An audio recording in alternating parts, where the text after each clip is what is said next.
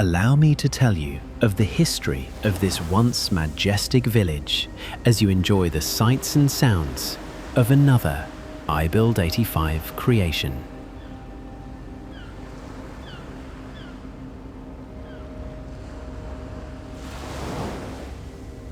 The village watched by time.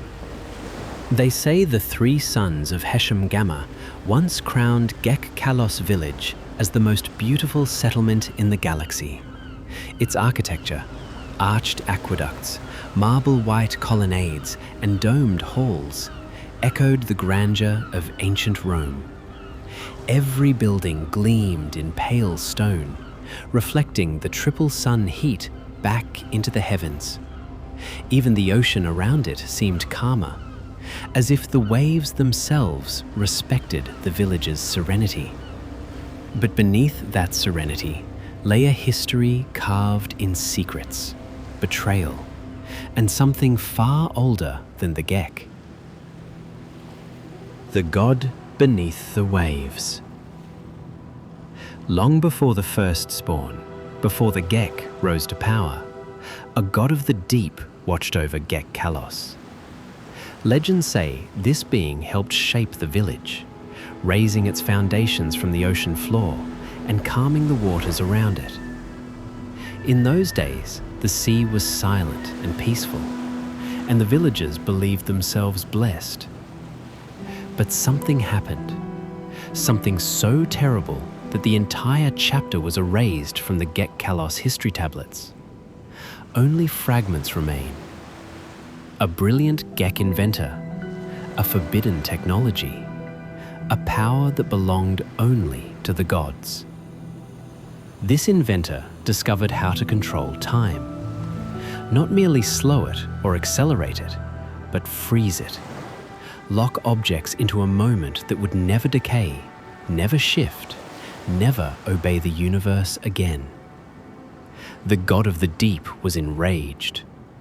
No mortal species, it believed, should wield the power of eternity. And when the Gek used the inventor's other technologies to rise as a dominant, destructive force in the galaxy, the god abandoned Gek-Kallos entirely.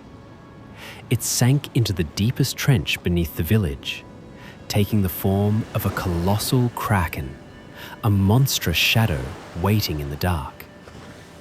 It would not intervene, it would not forgive, it would simply wait.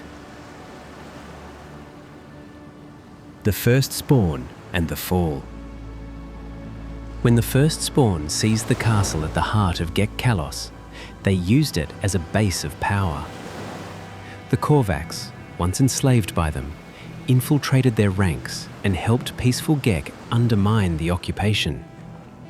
Many first-spawn soldiers were swayed by the village's beauty, its calm, its refusal to embrace violence. But the loyalists, the true zealots, would not be softened. As their empire collapsed, they chose to destroy Gek-Kallos rather than surrender it. And so they unleashed the one force they believed could erase the village forever: the Kraken god beneath the sea.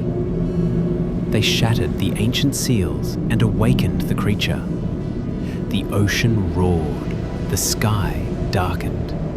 The god rose in fury, its tentacles spanning entire districts, its roar shaking the triple suns themselves. Most of Gek-Kallos was dragged downward, swallowed by the trench. Entire plazas, markets, and homes vanished into the abyss. But not everything could be destroyed. The structures that time refused. A handful of buildings remained untouched, immune to the Kraken's wrath, immune to the first spawn's weapons, immune to the collapse of the world around them. These included the castle, pristine despite centuries of assault; the great cathedral, glowing faintly at night; the eternal flame hall, where a fire burns without fuel; the school of the gifted, a towering structure like a miniature skyscraper; the teleporter of gods, humming with ancient power. No tool can scratch them, no storm can move them, no kraken can break them. They are frozen in time, literally, locked in the moment the inventor preserved them. The god of the deep cannot destroy them, but it can remind the world of its presence. The once calm waters now churn with monstrous waves. Storms rise without warning. The sea crashes against the timeless structures with impossible force. The buildings do not budge, but the message is clear. The god is waiting. The glowing gardens. Even the vegetation of Gek-Kallos defies explanation. Flowers bloom in colors unseen anywhere else. Vines shimmer with inner light. Some plants glow softly at night, though no scientist, Korvax or otherwise, has discovered why. Some believe the plants were touched by the god. Others think they are caught in the same temporal stasis as the buildings. A few whisper that they are the last tears of the village itself. The figure at the teleporter. And then there is the figure, always standing before the teleporter of gods, always silent, always watching. This figure appears in front of teleporters in a few of iBuild 85's other creations, but never at the ancient Gek Colosseum or the lost ancient Gek Temple. Only here, in Gek-Kallos, does the figure remain fixed, as if bound to this place. Many believe the figure is a time traveler, drawn to the village to uncover the secret of the Gek who mastered time. Others think the figure is the inventor himself, trapped in the temporal field he created. And some whisper a darker theory. The figure is not studying the village. The figure is studying the Kraken god, waiting for the moment when time and vengeance collide. The village that waits. Today, Gek-Kallos stands half sunken, half eternal, a place where time stutters, where waves rise like mountains, where a god sleeps in the deep, dreaming of justice. The structures remain untouched, the gardens glow, the figure waits, and somewhere beneath the waves, the rest of the village lies in darkness, waiting for the day when time itself decides to move again.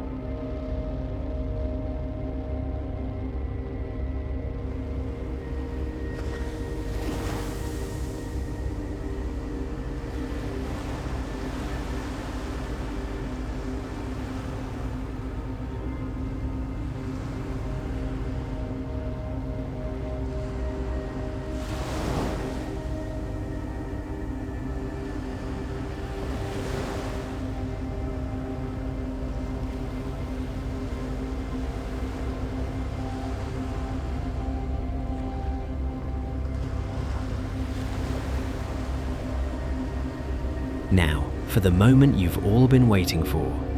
Here is a poorly executed walkthrough of Gek-Kallos in third-person view.